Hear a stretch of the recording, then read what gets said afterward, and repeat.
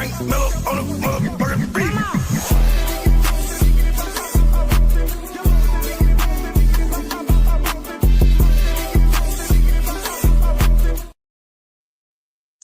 Well, hello, everybody, and welcome to the My Curvy Life Show.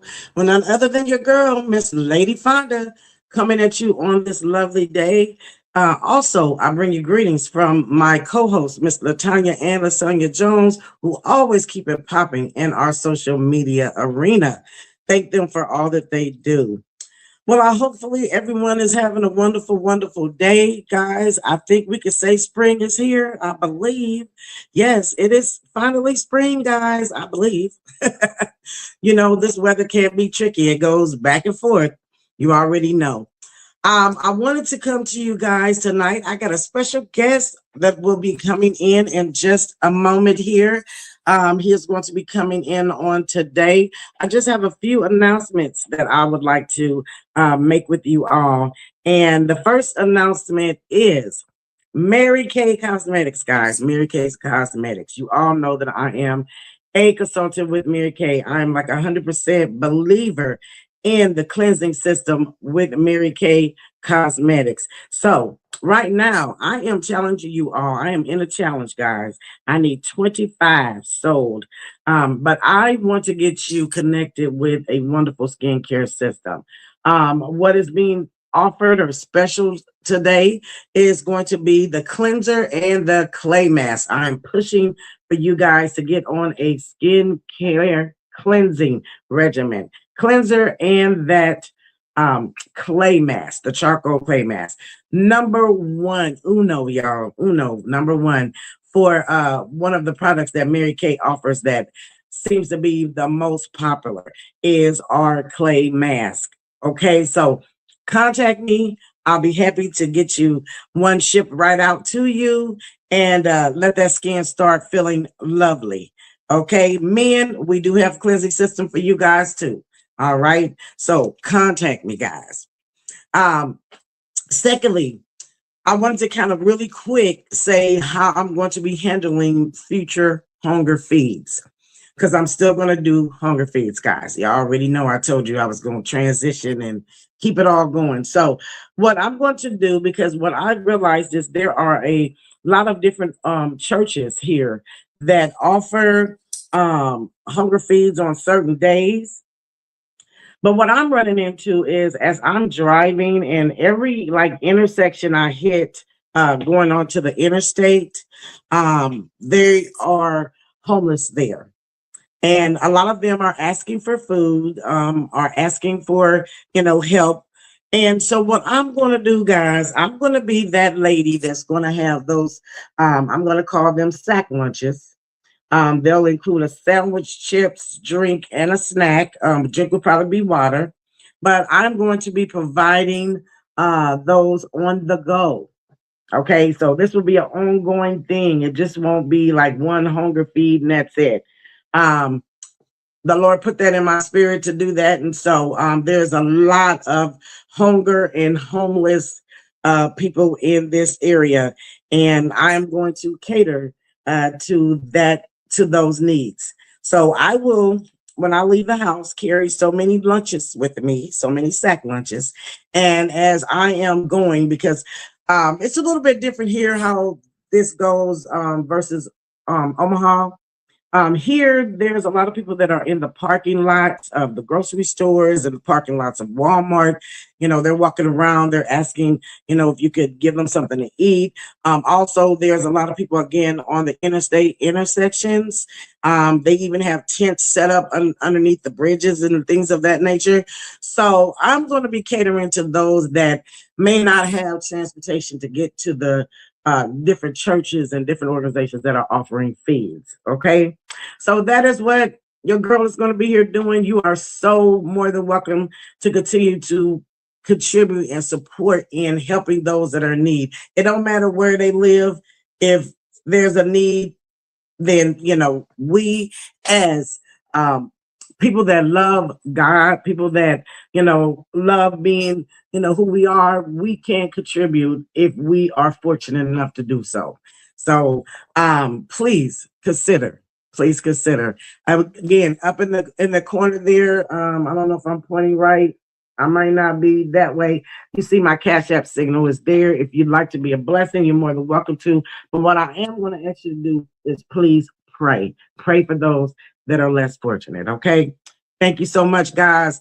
You guys are always so supportive, and I just thank you for all that you've done down through the years. And it doesn't stop. I want to do the same thing in Omaha as well. I just have to get that representative that can do just that. And I did speak with someone who said they would do it, but we got to kind of collaborate a little bit. But I'm still keeping it going right here in Charlotte. So thank you. Thank you for all your love. Thank you for being compassionate and caring about others. So today, guys, I'm so excited. I'm always excited about my guests. But we have Jonny Brown. He's going to be our special guest on today, and he is ready to come in. I do want to read a short bio that he has sent me, but I first want to say this is a life's journey show. That means that sensitive subjects may be involved in this show. So I'm asking you all to be respectful in your comments, in your thoughts, be prayerful.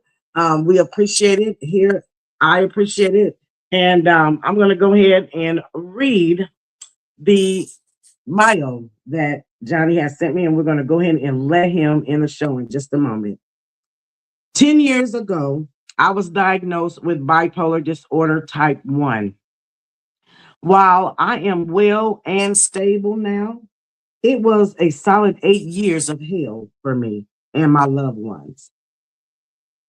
Trying to find treatment was difficult. Recognizing I needed it was even more harder. It was difficult for me spiritually to understand that I needed help in the form of medicine for my mind to be healthy. For most of those years, I was against receiving treatment. At my worst point, I was homeless and out of my mind in Hawaii. Eventually, people from a church prayed over and baptized me, and something changed. I was able to seek and receive treatment and be united with my family. I hope my story can help with people going through similar things and help loved ones of such people that don't understand what it is like on the other side. So we are so excited. I'm going to go ahead and let Mr. Jonny in. Give me just a moment.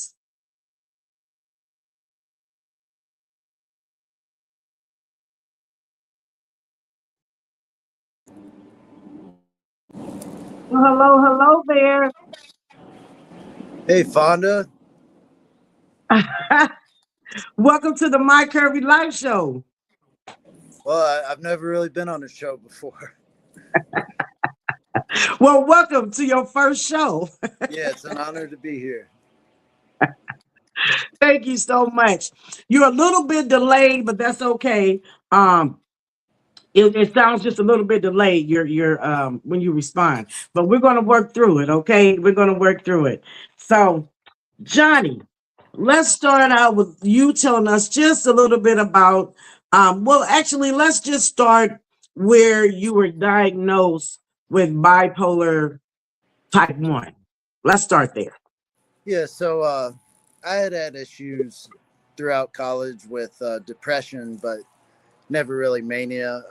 For those who don't know, mania is when, like, the opposite of depression, when you can't get any sleep, you can't stop moving around, talking. It feels good in a way, but it's very destructive. That's where people feel like they're a god pretty much, and anything's possible. They're about to write 3 books, get elected president, stuff like that. Like, everything's going to happen in a day. It feels, I could go on describing that, but about 10 years ago, I was actually, I went out to LA, and a little over 10 years ago, let's just say spring 2015, I was at college in Georgia, at the University of Georgia. And looking back on it, I was definitely in a manic space. I left school early and drove across the country with money I saved up to try to be an actor in LA, just on a split second decision.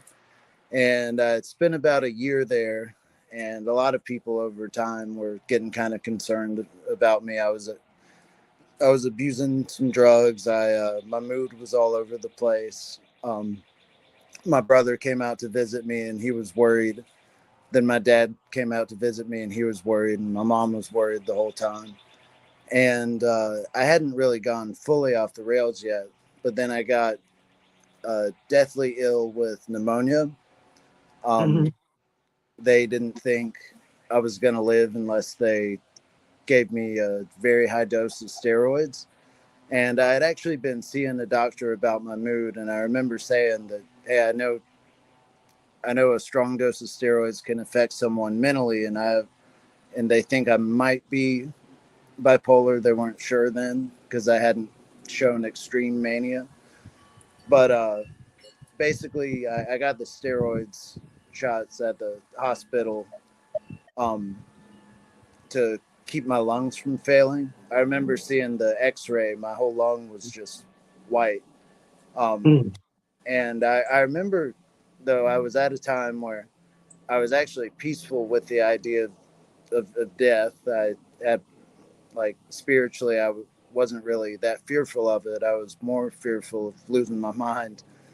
And about 3 days after I left the hospital, um, something came over me, like I was the center of the world and everything was possible.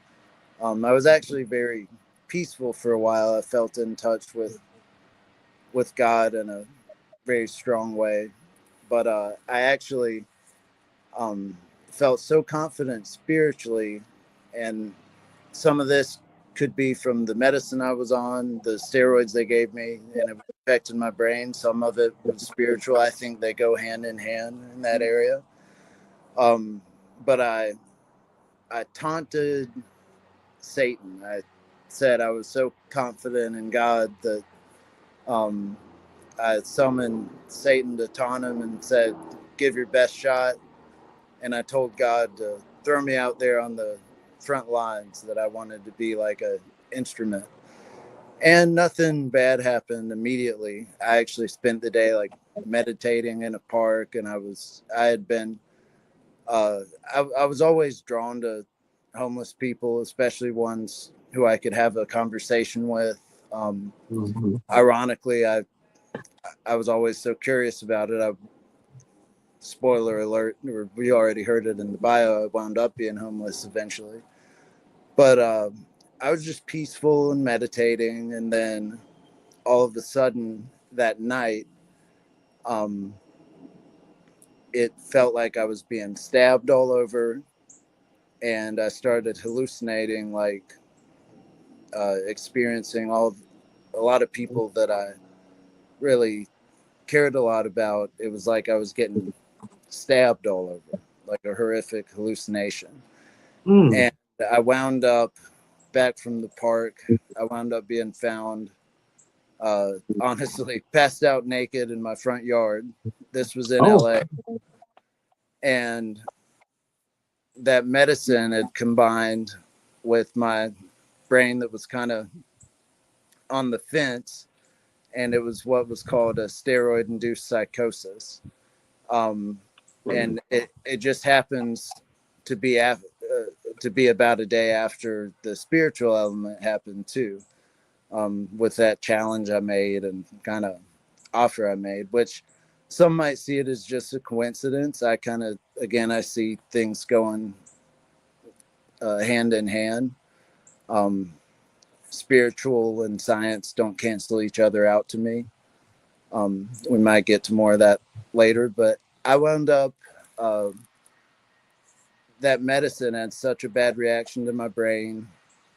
One also might say I was possessed or something. I was tied down in a bed at the ICU of the hospital they didn't have a psych unit, so they put me in the ICU and strapped me by all fours to a bed. And for 2 weeks, I suffered awful hallucinations. It was like, I don't want to go into too much detail, but it was all these horrible things being done to me by people that I loved the most. And there was all these horrible hallucinations that have taken a while to just accept and move on from. Um, all these horrible hallucinations, a lot of them demonic, um, where it felt like being in another dimension for 1,000 years or something. I wound up waking up and coming out of it. My parents had flown from North Carolina to LA to be by my side. And after about 2 weeks of being totally gone, like unresponsive to the medicine that usually takes someone out of psychosis, usually they give you a shot of Haldol and it calms people down. They had an IV drip of Haldol connected to me, which is pretty rare. Usually people just get a shot and it's almost like it ramped it up more. Mm-hmm. And it, and this was back in Burbank Hospital, 2016. And after 2 weeks, I just woke up and my parents were looking at me like I had just come back to life. I was just calm and myself again. And that started about 8.5 years of some really difficult times for me and my parents. I I was put on some meds, and this is just as far as guiding people along that might be going through mental health crises. It's very hard to find the right medicine and a doctor you trust. Um, the meds I'm on now, well, it's my situation, so I'm free to tell it. The combination that wound up working for me is I'm on a lot of stuff, and thank God I'm able to have a way to afford what's prescribed. But Abilify, Wellbutrin, Lamictal, and after being stable for a long enough time, Vyvanse. I'm healthy and happy now, but the road to finding a doctor you trust and meds that work can be really difficult. Uh, it's not as simple as the way some people hear, like, oh, they just need their medicine. Um, the meds I was put on first and prescribed, I was told different things by different doctors. The one in the hospital told me that I probably wouldn't need to be on Zyprexa long term. Zyprexa is probably the strongest antipsychotic prescribed long term. And I remember them telling me that I needed to stay out of the sun because of it, because it makes me practically allergic to the sun. I was told that I was going to gain a ton of weight. And basically, this doctor told me that it was the only thing that I was going to be able to take, and I needed to basically stay inside and gain a bunch of weight. And when I was still taking it, I felt numb. I felt almost suicidal, like I didn't care about anything. And I quit taking it and didn't tell the doctor because I didn't really trust the doctor, and I was scared to tell my parents. And things actually worked out all right for a while. There's a whole theme, and you can interrupt me with more specific Yeah, questions if you need yeah, I to. was getting ready to do that. Yeah. I was getting ready to do that because, but I wanted you to get out, what wanted to say. But I want to kind of go back a little bit Uh-huh. because, sometimes it really helps if people know maybe a little bit more of what it may help to know a little bit more of when you said you were in Hawaii. Now, how did you get to Hawaii? I want to know that. Oh well. Okay. This is skipping forward because it's a really long. It would take a while to get through the whole story. Okay, So so then let me go back a little bit then. I'm sorry, let me go back to when you were diagnosed with having bipolar disorder. Can you like give us Okay. a Yeah, they diagnosed me with bipolar type 1 in LA when I was strapped to the bed after that steroid oh, and okay, stuff. so that's when they diagnosed you. All right. And so moving forward, you're now, you're not too much forward, but before you got to Hawaii, and you said that your parents had came down and checked on you, and so how Yeah, did we get to and Hawaii? this is the part we were talking about when my parents were checking on me and everything. That was in LA when I had gone out there on a very spontaneous note. That was all the way back in 2016. But to jump Mhm. forward to when I was in Hawaii, I'll just fill in all those years. I kept, I didn't want to be on medicine. For one, I didn't want to believe that I couldn't have the appropriate mood and personality and functionality, mentally and also spiritually without I didn't want to believe that I needed the meds for that.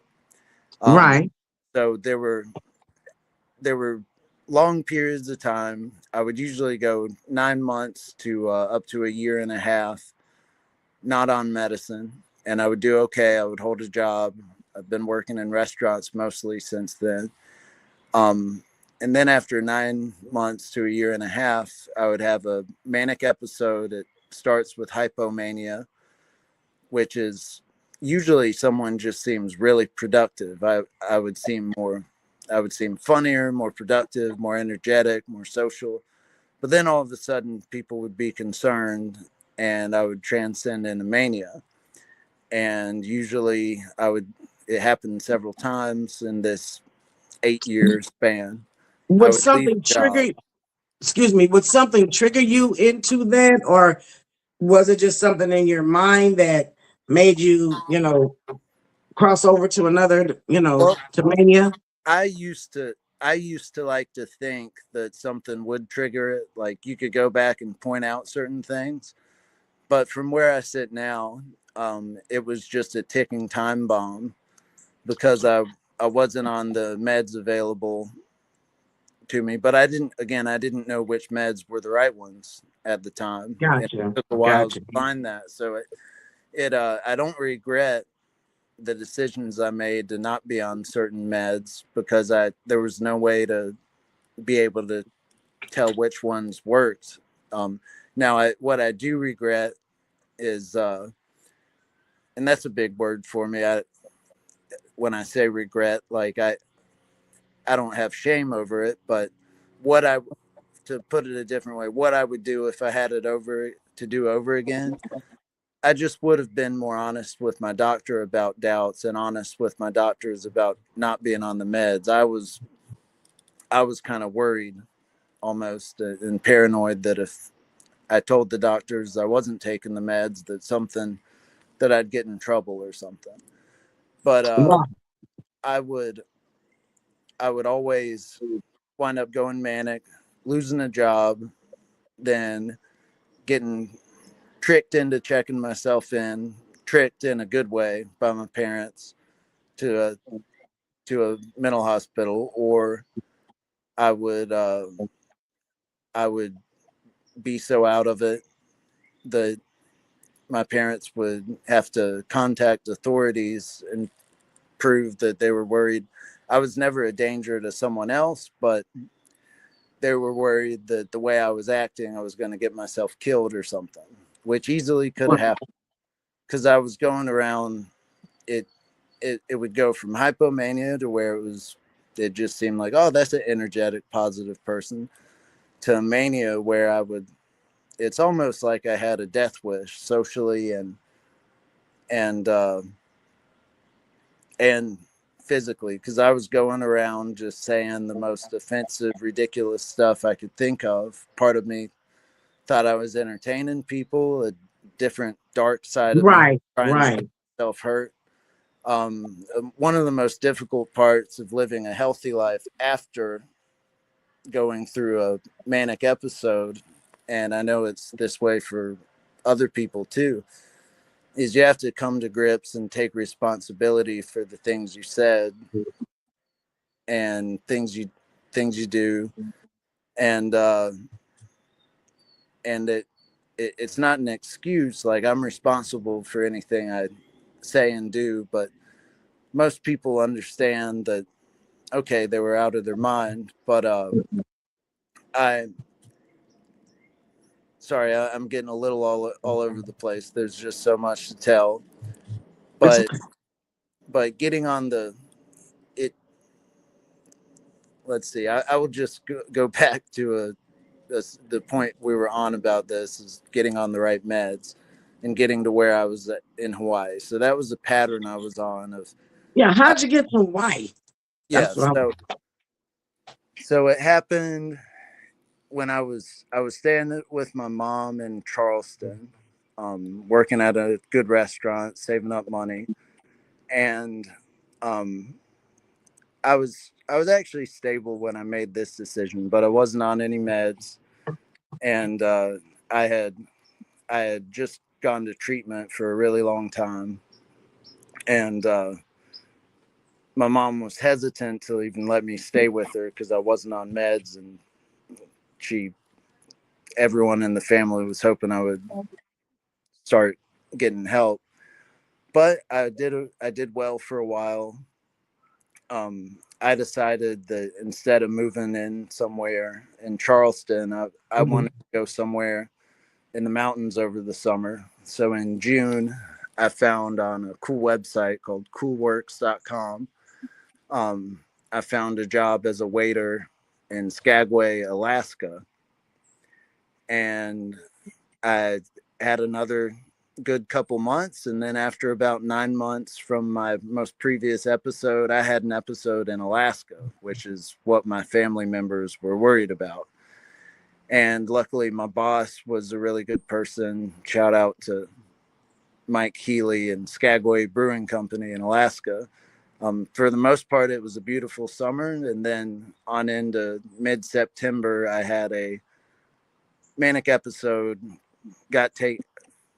decided to willingly go into treatment um, in Alaska. And then I had about $1,800 saved up, which I would have had probably about 3,000. But in the last couple days in Alaska, I was so manic, I was just spending money everywhere. But I got let out of the hospital in Alaska, and I had this kind of manic plan to just go to Phoenix, Arizona and get by there. But then I decided to go to Vegas, and then I decided to go to LA, and actually was so out of my mind I missed a flight to LA. Then at the Vegas airport, I found a flight to Hawaii, and I had flown around so much, hadn't slept in several days. Um, I had spent most of my money. So I get to Honolulu with about $70, and I didn't have any extra clothes or anything because I was getting out of the hospital in Alaska. So I was dressed more for Alaska with these hiking boots and sweatpants and one pair of socks. It got to where like I had to buy a pair of socks and change my socks in the airport.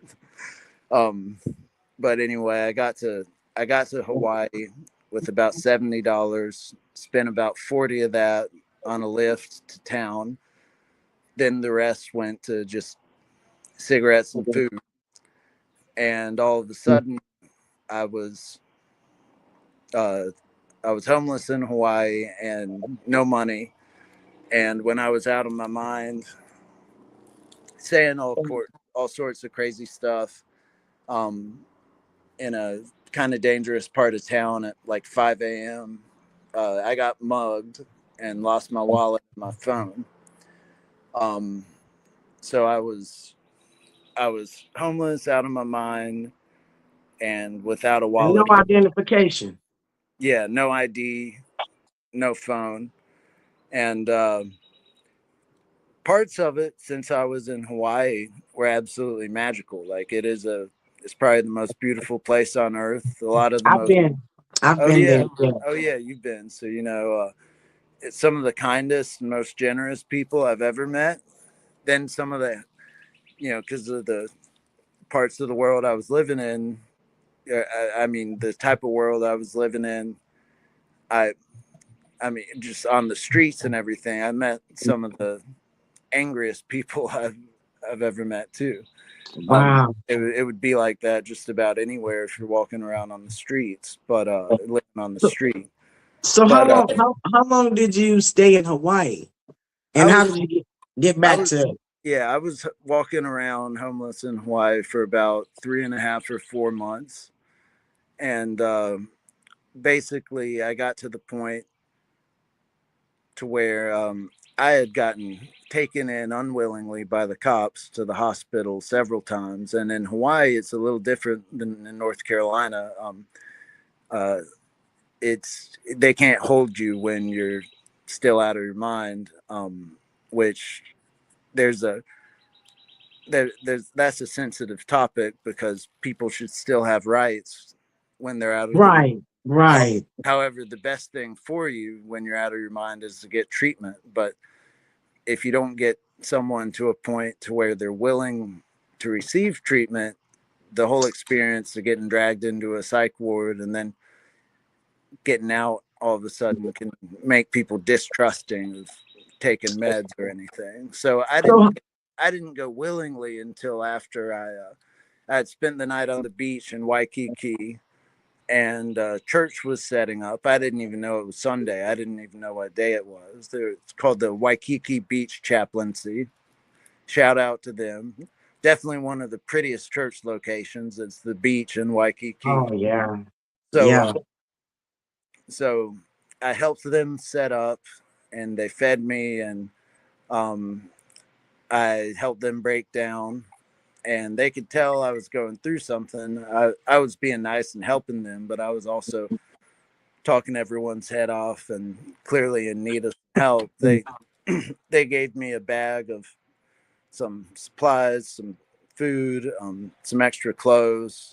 I didn't have any shoes at the time. They gave me some flip flops, and they gave me a shell necklace that I still have. But more importantly, they insisted that they prayed over me, and they didn't just pray. They had me tell them stuff about myself, and they asked me if wanted to uh, recommit to Christ, and had me denounce the ways I was going with at the time.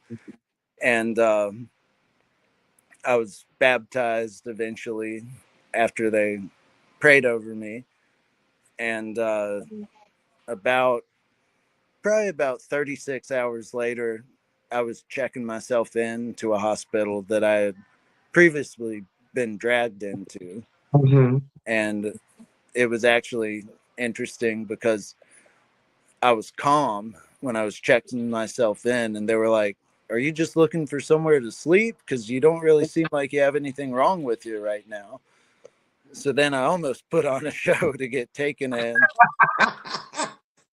because this time I was calm. So then I yelled at the nurse interviewing me and was like, "Yeah, I need some meds.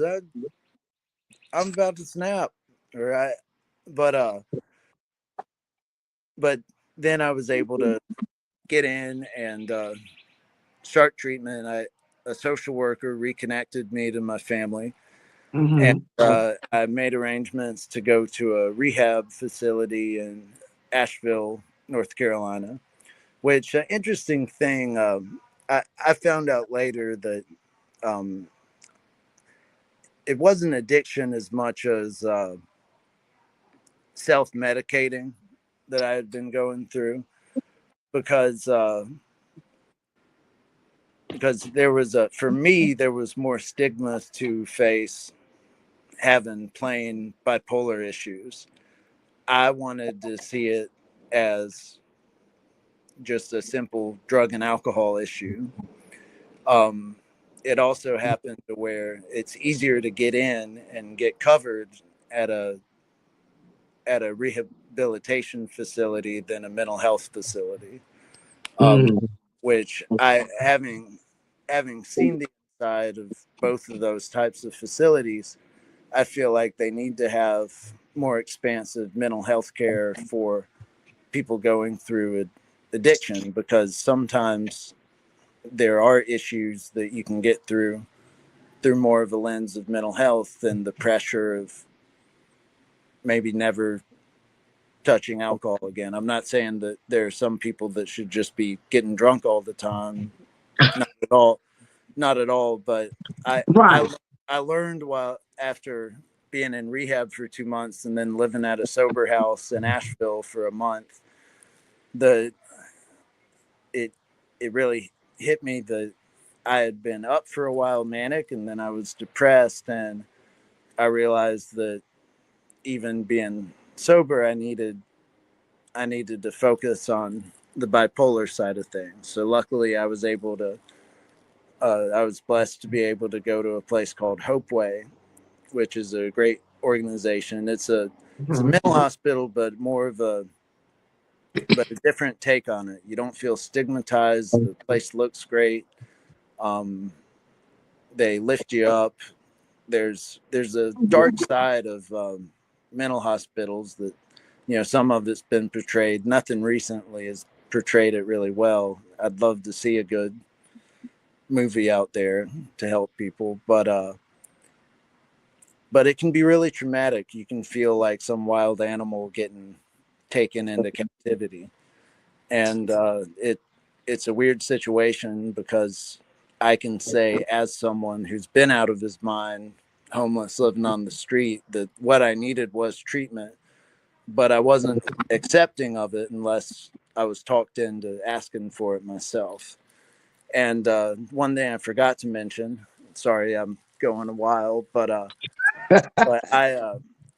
flew back when I was flying from Hawaii to go back to rehab. I wasn't stable yet. I was still manic.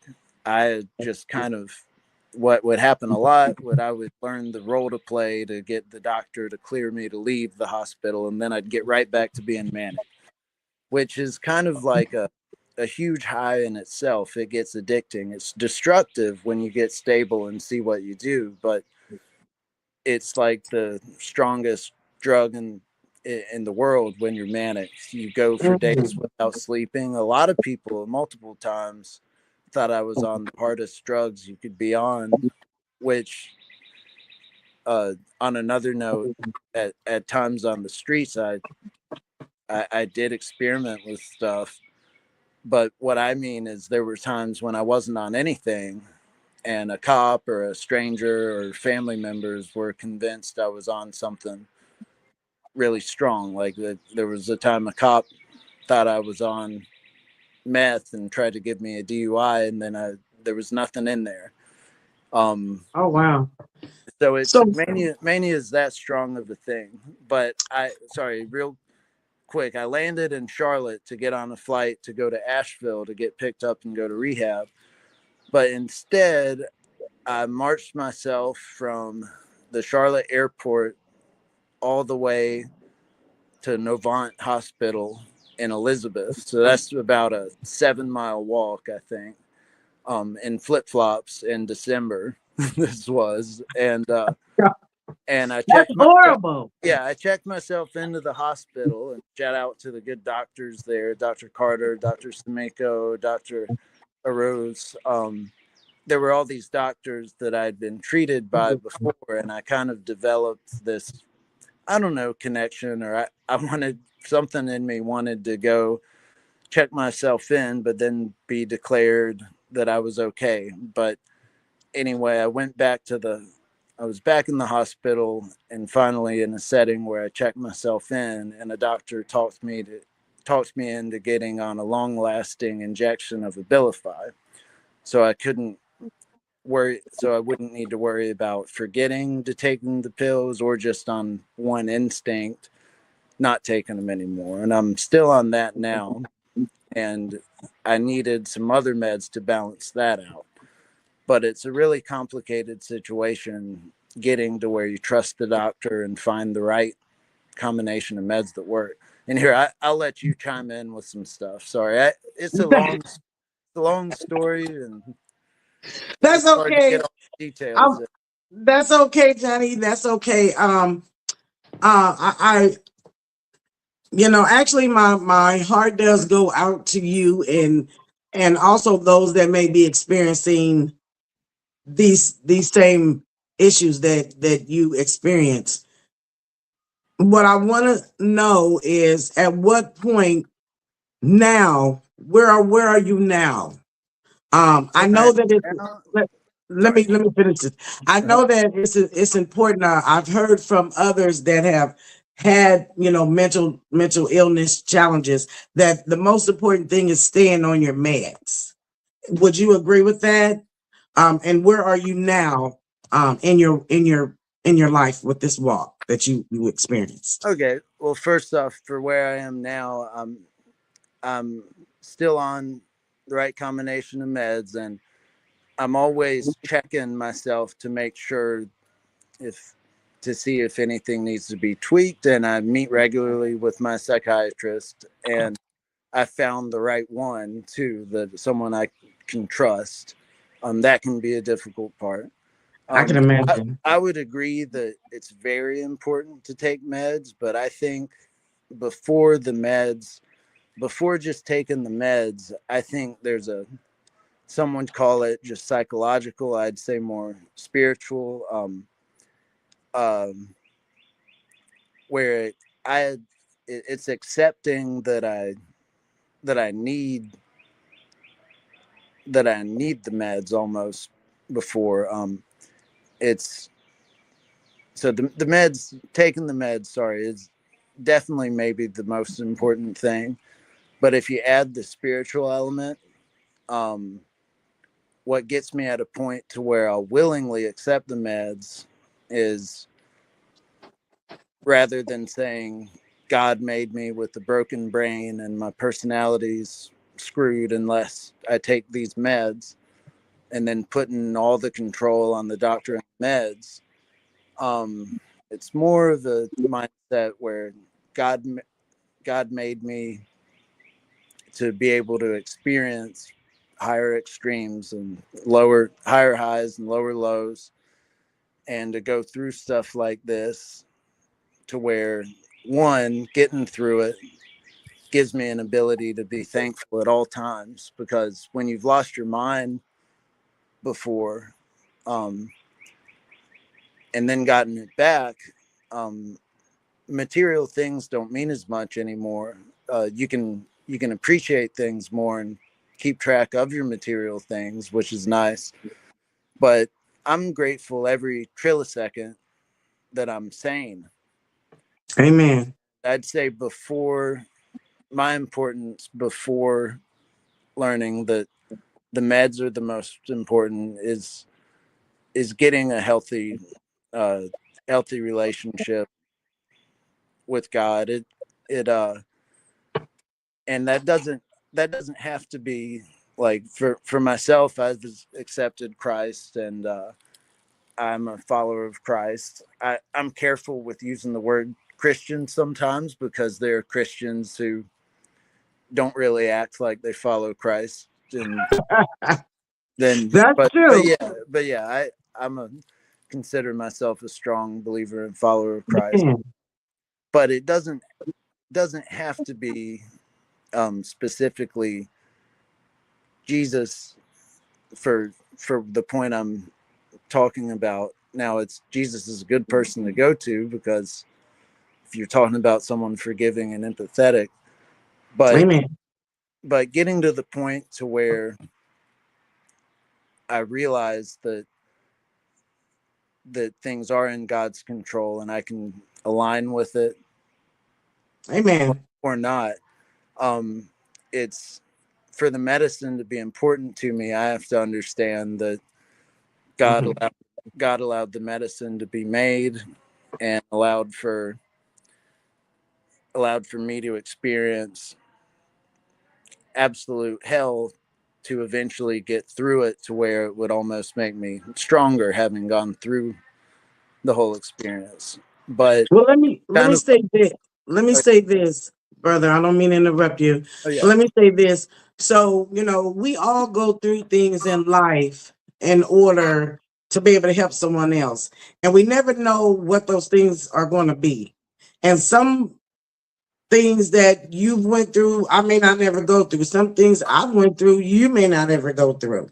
But Mhm. whatever we have went through, and the fact that we've, have a relationship with the Lord, we're able to sustain what we need through Christ, through the things that He allows us in life that we have to do, because we all have a will, and we all have to be accountable for our actions. Okay, so Mhm. with us being accountable for our actions, doing what we're supposed to do, and then also spiritually being connected with Christ, that's going to, going to be nothing but a positive outcome. It's when we run off and we try to do it and, turn and take other steps, that's not of goodness. Uh, And then we could find, a lot of conditions out of that. I got to get ready to wrap it up, brother. But what I want you to do, if you would, there are, I'm sure, are people that have heard this story. They maybe can relate to you like 100%.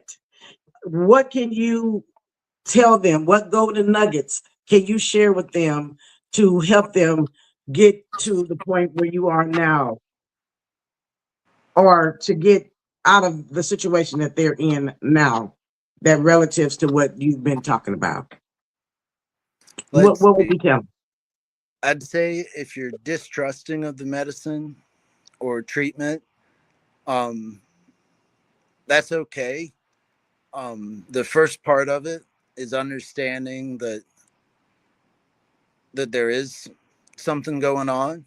Um, I would say it's important to distinguish your soul from your brain. Your brain's not your soul. Your mind's not your soul. Something wrong with your brain isn't any different than something wrong with your knee. It there can be quite a stigma from the outside and from the inside in admitting that you need some meds called antipsychotics. I actually wish that they didn't use that title. I wish they called them pro sanes or something like that, because um, but it's incredibly hard to realize that you need treatment. And I'd say what you seek is big too.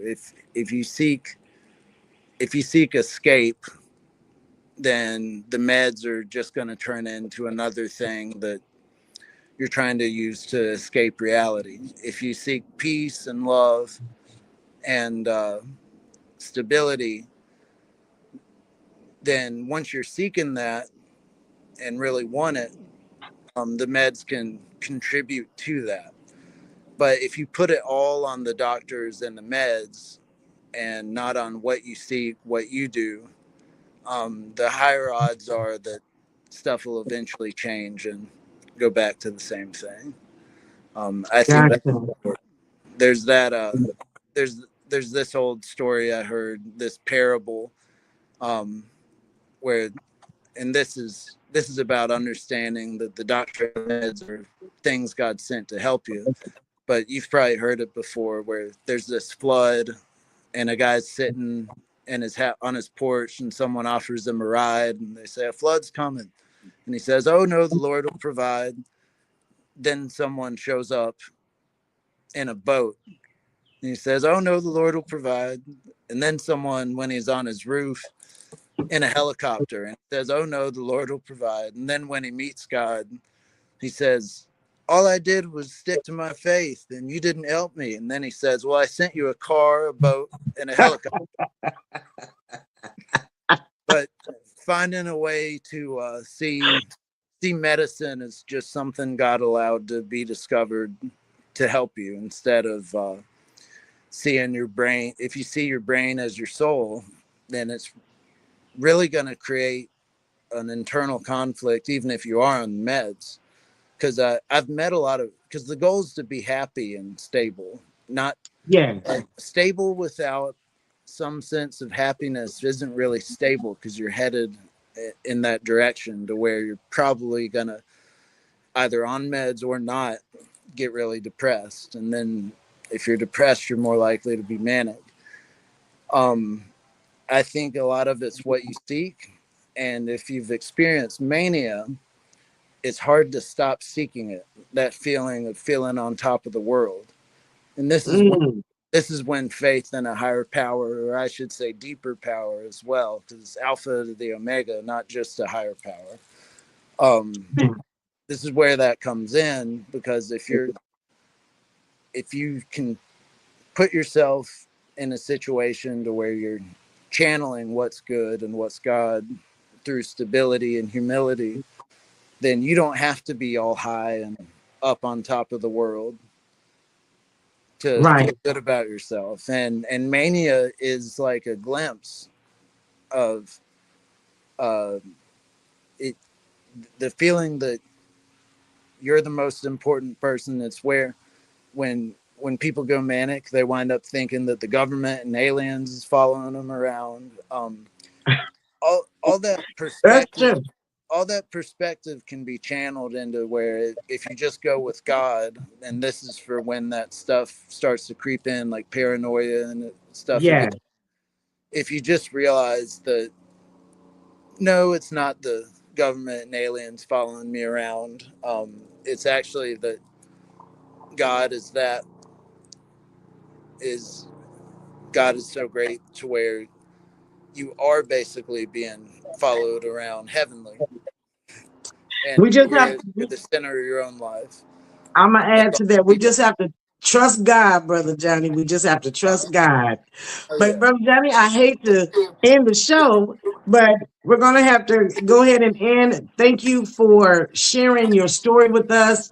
I'm believing and praying that someone out here is going to be blessed by this story, and they're going to be encouraged. They're going to be helped. And I thank you for coming on the show and sharing your life's journey with me. I call you Brother Johnny, and that's what you are to me. And I appreciate you for coming on the show. So thank you again, the show. Everybody thanks you. And until we meet again, Brother Johnny, peace. The My Curvy Life Show.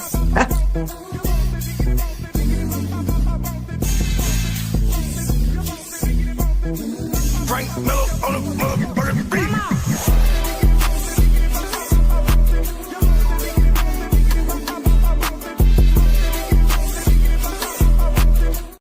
And I'm sorry if